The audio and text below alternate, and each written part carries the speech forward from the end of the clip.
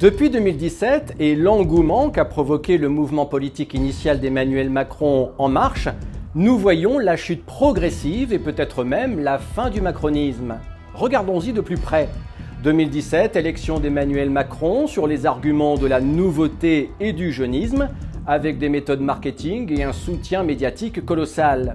S'ensuivent la même année les législatives avec une majorité absolue En Marche, devenue la République En Marche entre-temps, toujours sous l'effet nouveauté, mais jusque-là, tout va bien si j'ose dire.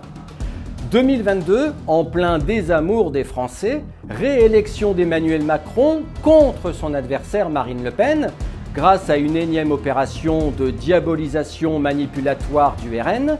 Dès lors, Emmanuel Macron n'est plus choisi pour lui ni son programme, mais contre son adversaire, et cela change tout. La preuve en est avec les législatives de 2022, où le macronisme n'obtient plus qu'une majorité relative à l'Assemblée nationale, en se liant à de multiples forces du centre.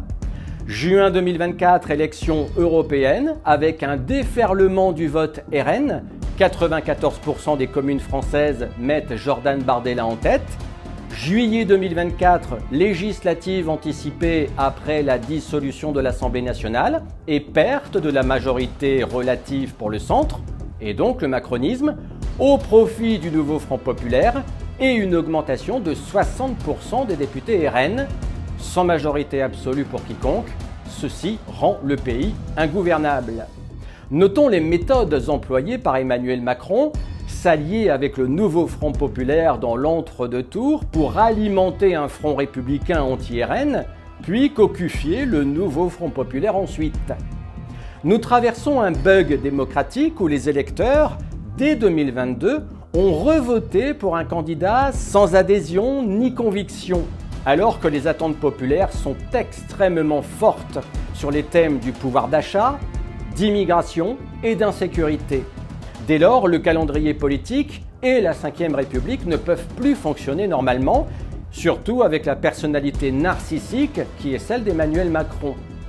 De mon point de vue, il faut vraiment que le chef de l'État démissionne de son mandat présidentiel pour rétablir l'ordre des choses avec une véritable campagne d'idées et non de rejet d'un adversaire fantasmé à l'extrême droite.